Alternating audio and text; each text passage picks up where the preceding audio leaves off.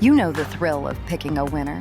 But instead of just running to the window for a quick payout, I play smarter. I invest with Morning Line. Morning Line is a more sophisticated way to use your skill and bankroll without putting it all at risk. Own a piece of the horse with a piece of each purse. Buy, sell, trade, anytime.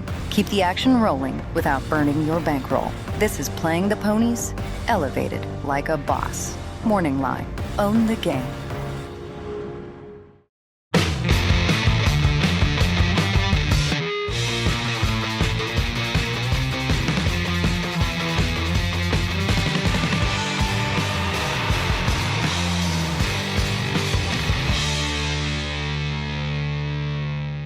Hi everyone, David Aragona and Mike Beer here taking a look at race 9 on Pegasus World Cup Saturday. It is the grade 3 William L. McKnight, this one going the 1.5-mile distance on the turf for the older horses, and it also is this race that kicks off the late pick 5 sequence on this Pegasus World Cup Saturday. Before we get into the handicapping for this race, I want to let you know that this video is sponsored by Morning Line. Old school ownership locks you in with fees, markups, and no exit. Morning Line offers a modern alternative. Licensed access to elite racehorses with flexibility to buy, sell, or trade anytime. No ongoing costs. Learn more at morningline.io. With Pegasus World Cup coming up this Saturday, you also want to make sure that you get your past performance plan set. You can do so at shop.drf.com to peruse all of the PP packages that we have available for this Saturday. And you definitely want to get those early because there is a lot of work to be done on this Pegasus World Cup Saturday card.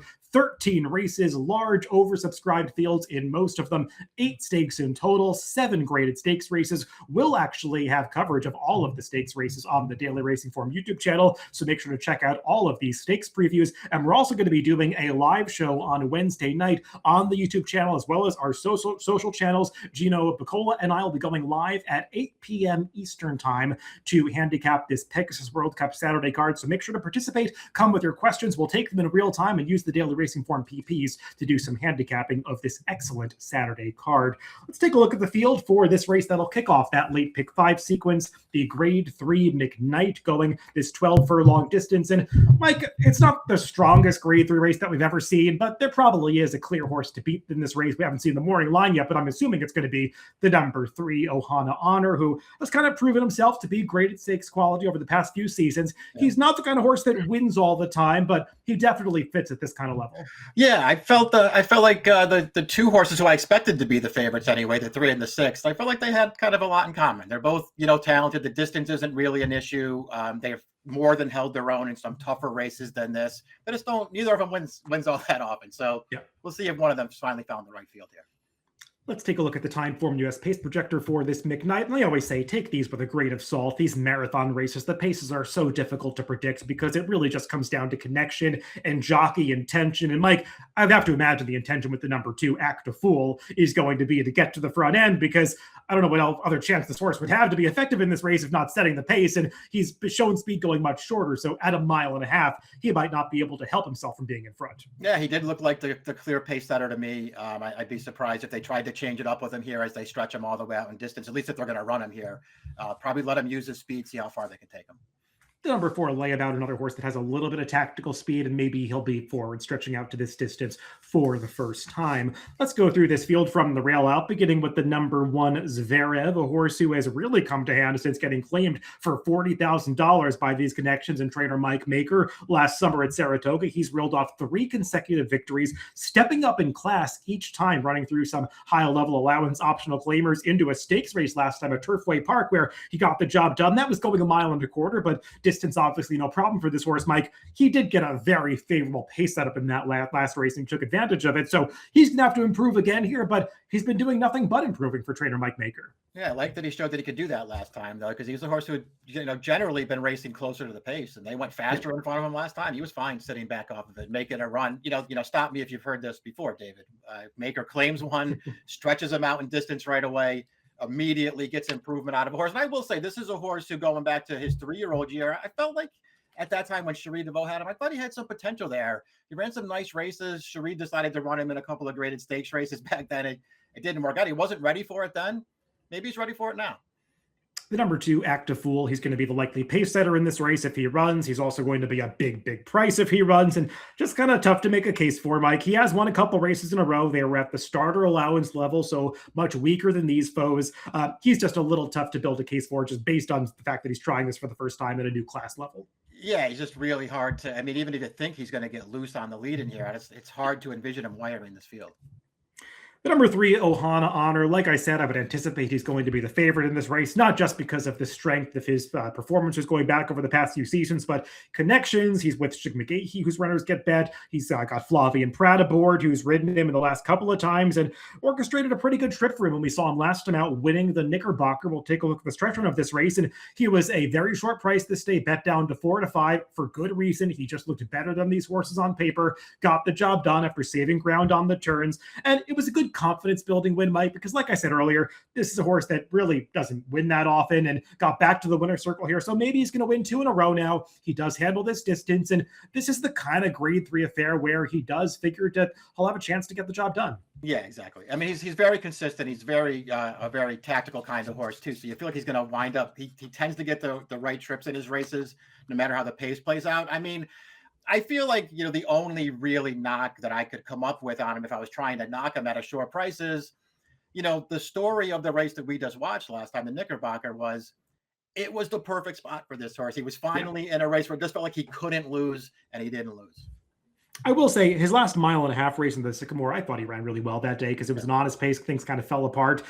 He's pretty good, and he's going to be tough to beat if he shows up with that kind of performance. The number 4, Layabout, he's another horse that's going to be trying this distance for the first time, but he is a newly turned 4-year-old. He's just moving forward at the right time. He's coming off a couple of the best performances of his career when he just missed after probably running the best race in the showing up to back, got a wide trip from a tough post that day. And then last time out in the Tropical Park Derby, we'll take a look at the stretch run of this race. And got a slightly better trip, Mike, but still, I mean, they had the confidence to go 3 wide with no cover, making that run all the way around the far turn. And he gets there in upper stretch. He doesn't quite put it away the way that maybe you wanted to see, but he is that kind of horse where he hangs on the front a little bit once he hits the lead, but he's able to just hold the rival at bay that's coming at him in the late stages. Tiz Dashing, who is a decent horse in his own right. He's stepping up to face tougher here. He's got to get the distance, but watching him run, he does kind of strike me as the one pace steady sort that could go these longer trips. Yeah, I had the same note on him. It just seems like he does a little bit of grinding, and that could, certainly lead to a horse who will really handle added distance. And I will say, I do like each of his last 2 races. Thought he ran really well both times. So we'll see if he can up his game just a little bit as they stretch him on the way out. I did read some post-race quotes that his connections were very excited about running in the Pegasus World Cup turf off that victory last time. I guess maybe he wasn't going to get into that race, so they rerouted here instead, but they do seem to have some confidence in this horse. The number 5, Il Siciliano, a horse who has lost a bunch of races in a row. He's only won 1 race in his career, so still eligible for that first level allowance. That's obviously a big negative. He's never won on the turf. That's another negative. He can't get out of the gate basically ever. That's another negative. I mean, Mike, this horse does have a little bit of talent. And when he's able to work out some semblance of a fair trip, I mean, he can be there at the end. Just at this level, it's probably asking a little too much. Yeah, exactly. I still just don't think he's run some okay races, even though he's never won a turf. He's run some okay races. I really don't think he's good enough to beat a field like this one, assuming, the logical horses kind of show up. The race 3 back at Saratoga, he probably moved too early into a solid pace for the level, and it cost him. But it's not like he has big excuses for his races surrounding that one. The number 6, Missed the Cut, is a horse that's really been all over the globe during his career. They had high hopes for him as a 3-year-old in Europe, but things didn't quite pan out. He came to the United States, spent some time in the John Sadler barn, did okay, won some graded stakes out in Southern California, went back over to Royal Ascot. That didn't work out. Came back with Cherie DeVaux last season, and Mike, it was just misfortune after misfortune for this horse. I mean, he had a really tough trip off the layoff for Cherie in the Mac d'Armada last year, and then in the Louisville, I mean, it's not so apparent on the replay, but he is the horse that clipped heels with Rebel Red, who ended up falling in behind him. And I think he got a cut on his leg after that. So I would imagine that precipitated the layoff that followed. He did go through the auction ring last fall, only sold for $80,000 to new connections, but connections that do like to have some live shots on Pegasus World Cup day. And he's winding up in the barn of a pretty good trader in Bobby DeBona. And I thought his first start off that long layoff was okay. He stayed on pretty well, kind of hitting his best stride too late over a distance that just had to be too short for him. And now he's stretching out to 1.5 miles, which we know he handles. Yeah, prep last time, right? I mean, that's exactly how I looked at it. They just, he was last, or they just took him back and let him to last, but he was always attached to that field. It's not like he got totally outrun. And then he just came running through the stretch in that race. He was making up ground every step of the way. It just felt like the perfect race to set him back up to, move him back into a stakes race, stretch him back out in distance, which is what he really wants to do. You noted that he had a couple of tough trips last spring in those tougher races. This horse is good, and he's a major player in here. Yeah, and he's just way more dirtied up than Ohana Honor is, so I feel like he's going to be the better price of the two. The number 7, Padiddle, he is a one-paced horse that will stay distances. I mean, he got up for third last time going 2 miles, but just has no turn of foot whatsoever, and I think you're going to need a little bit of finishing speed against a field at this level, Mike, and I just don't think this horse has it. I don't either. I respect that they've, found that this is what he wants to do. He wants to go long on the grass, but I don't think he wants to do it against horses like this. The number 8, Awfully Naughty, he's another pretty big question mark in this race. He's coming off a very long layoff. We have not seen him since August of 2024 when he was claimed for $80,000 out of that race. Now, do note, he was claimed by trainer Phil D'Amato that day. He's going to wind up now in a different barn going out for trainer Nolan Ramsey off this long layoff. Mike, it's tough to take horses off this layoff in any situation, but especially a graded stakes race. Exactly. I mean, listen, he's one of the horses in here who's got races that would make him really, really tough in here, but they were so long ago, and now he's got to overcome this, super extended layoff. He's hard to want to bet real money on.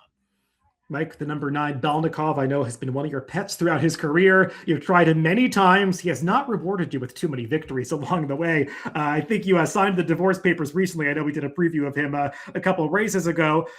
He did finally get back to the winner's circle 2 back. That was against a much weaker field, though. And last time out, that Hollywood turf kept going this distance. It's kind of hard to grapple with that performance. Yeah, he just didn't run well last time. It was really, for a horse who pretty much always shows up. And there are some races on his card that sort of maybe the running line will look similar to that last one, but he didn't run nearly as poorly. He's had some really tough trips along the way. That wasn't the case last time, as far as I can tell. He just didn't show up. And the other thing that I'll just say about him, as much as I love this horse and he can do anything, they've run him at a lot of different distances, a lot of different tracks.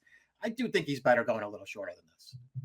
The number 10, Summer Cause, is another horse that will get long distances. He will stay even farther than this 1.5 miles, and we saw that in his last couple of races when he actually won a stakes going 2 miles last time out. That was the H. Allen Jerkins. We'll take a look at the stretch run of this race, and Mike, I don't know how many horses in here really wanted to go the 2 mile distance. You can see on the replay, this field is strung out as they come into the stretch for, I think, the 3rd time here. And Summer Cause is able to stay on to get this victory. But Diddle will clunk up for 3rd at the end of this race. I think you'll just barely see him in this replay.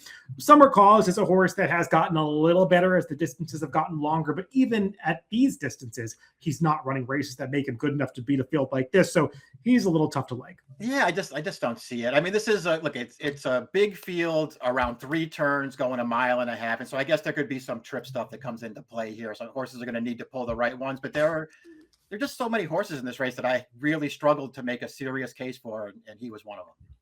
I can make a bit of a case for the number 11, Devan Propos, a horse who has been a bit of a disappointment as well, like a lot of these. I mean, he did some winning early in his time in the Phil D'Amato barn and has been on a 9-race losing streak ever since then.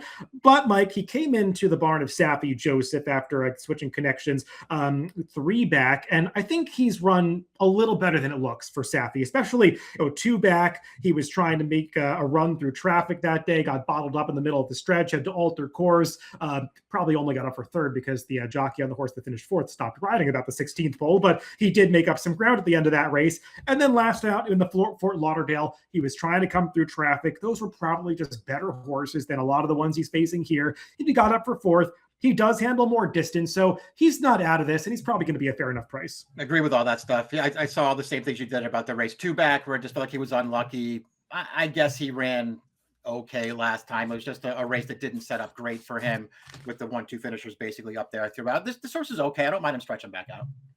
The number 12 Hammerhead rounds out this field on the outside. And Mike, I guess you got a couple of pets on this race because I know you've Yeah. liked this horse for really much of his career. I think you believed he had some promise to him and finally showed it last time out with that 96 buyer victory up at Woodbine, I should say, in the Grade 3 valedictory. And notably, that was the farthest distance he had ever tried, going this mile and a half. That was on the all-weather, and now he's switching back to turf. And he is a horse that really has not had the same results on turf as he has on the all-weather up at Woodbine. But he did have some tough trips along the way, Mike, as I'm sure you'll note, and maybe he's a little better than he looks. Yeah, I think he is better than he looks like. How much better? I guess that's the question that he's going to have to ultimately answer. And we'll see. I think taking the blinkers off for that last race maybe helped him more than the surface switch did, because he had run on that surface in the past, and they weren't super special performances. So I don't think he's a surface move up last time, but I do think he had a tendency to maybe hang a little bit in his races. I think maybe taking the blinkers off might have helped his horse last time. I'll just say this about him. He's going to have to improve if he's going to win here. And post 12 is obviously no bargain. I don't know what kind of trip he's going to pull from out here, David, but I have been steadfast in my belief that this horse is better than he looks on paper and that he is going to win a nice race at a good price one of these days. Maybe Saturday's the day. The other thing I'll note about him, Mike, is that he had a ton of gait issues, just race after race through much of his career. And he has actually broken fine 2 races in a row coming into this. I don't know if that means they're going to go forward from the outside post. They might be wise to do so. It's not exactly Jose Ortiz's style. So we'll see what trip he can work out. Let's go to our picks for this McKnight. And Mike, you were just elaborating on why you like Hammerhead. He's probably going to be a very fair price, especially given that post draw. Yeah, I'm just going to give him a chance in here. I'm a fan of this horse. I think he can, if things work out for him from a trip perspective, and we'll see if what Jose can do here. I think he can outrun his odds in this race. To me, he was the outsider I liked. The 3 and the 6 are the 2 logical horses. I'll use a lot of those, but I'm going to sprinkle in the 12 with them. And I went pretty logical in this race. I've got those 2 horses on top that Mike mentioned being the 2 horses to beat. I just think Miss the Cut is going to be the slightly better price, given the fact that he's coming in off a bunch of races where he had excuses. So I'll put him on top 6, 3, 4, 11 for me, and 12, 6, 3, 1 for Mike in the race that kicks off the late pick 5 sequence on Pegasus World Cup Saturday, the Grade 3 William L. McKnight. Good luck if you're playing the races this weekend.